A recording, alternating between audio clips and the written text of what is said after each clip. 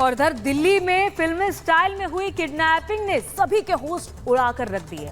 हालांकि दिल्ली पुलिस की टीम ने 3 घंटे के अंदर ही इस किडनैपिंग की घटना को सुलझा लिया। देखिए रिपोर्ट।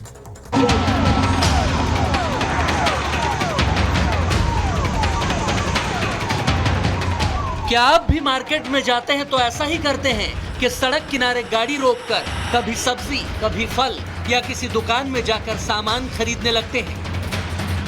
तब तक बच्चों को गाड़ी में ही छोड़ देते हैं, चाबी भी नहीं निकालते, सोचते हैं बस 2 मिनट में तो आ रहे हैं। अगर ऐसा करते हैं तो सावधान हो जाइए। और दिल्ली की ये खबर आपको खबरदार करने आई है। दिल्ली में माता पिता मिठाई लेने के लिए दुकान के अंदर गए, तब तक पीछे से बदमाश ने कार में बैठे 2 बच्चों समेत वो कार ही उड़ा ली, यानी लेकर निकल गया। वो काजू कतली लेने आए थे जस्ट बस, और वो लेने हम उतरे थे गाड़ी से, और सिर्फ आना और जाना अंदर किया है, और इतनी देर में हमारी गाड़ी के अंदर से बच्चे और गाड़ी समेत वो लेके चला गया किडनैपर। सर मेरी बेटी ने पहले फोन उठाया था, उसके बाद उसने किडनैपर ने बात करी, और उसके बाद वो किडनैपर ने जब बात करी तो उसके बाद जितनी भी उसके बाद वो फोन उठा रहा था वो किडनैपर ही उठा रहा था, और वो उठा के बस एक ही बात बार-बार कहते कि मुझे मेरे पैसे दे दो, मैं तुम्हारे बच्चों को जिंदा छोड़ दूंगा।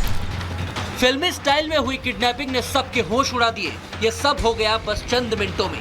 देखते ही देखते माता पिता के पांव तले जमीन खिसक गई, हाथ पांव कांपने लगे। अब क्या करें, क्योंकि सुबह करीब 10 बजे के आसपास दिल्ली के लक्ष्मीनगर इलाके में स्वीट शॉप से मिठाई खरीदते वक्त ये वारदात हुई थी।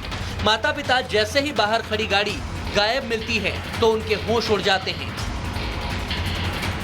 लेकिन टेंशन तब और बढ़ जाती है जब बच्चों को गाड़ी समेत किडनैप करने वाले ने उनसे 50 लाख रुपए मांगे।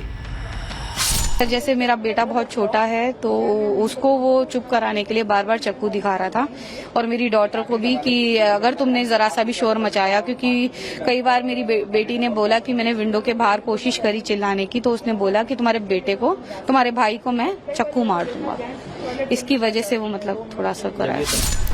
यहाँ तक तो किडनैपर मौज में था और बच्चों के परिजन खौफ में।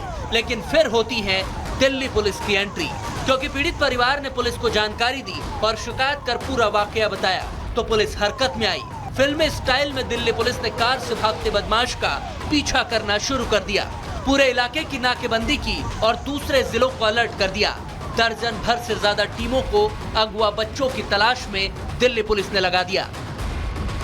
इमीडिएटली हमने मल्टीपल टीम्स फॉर्म की, जिसमें हमारे एटीएस, एएनएस, स्पेशल स्टाफ, थाना लक्ष्मीनगर, थाना शकरपुर, एसीपी मधु विहार, और उन टीमों को हमने एक्टिवेट किया, और टेक्निकल सर्विलांस और बाकी डिस्ट्रिक्ट के कोऑर्डिनेशन से हमने उसको चेस करते हुए ऑपरेशन में हमारे लगभग 20 के आसपास गाड़ियां एंगेज थी, और 40 से 50 का स्टाफ हमारा ऑपरेशन में एंगेज था, और 2 से ढाई घंटे का ऑपरेशन ये टोटल चला है।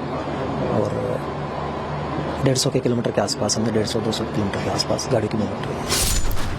पुलिस की कई टीमें कई घंटों तक अपराधी का पीछा करती रही। आगे आगे बदमाश और पीछे पीछे पुलिस, मानो कोई रेस लगी हो। सीसीटीवी से लेकर रास्ते खंगाले जाने लगे। एक एक नाके पर पड़ताल हुई, पूरा रूट स्कैन किया गया, और आखिरकार दिल्ली पुलिस ने कार को आउटर नॉर्थ जिले से तलाश लिया। कार समेत बच्चों को सकुशल बरामद कर लिया।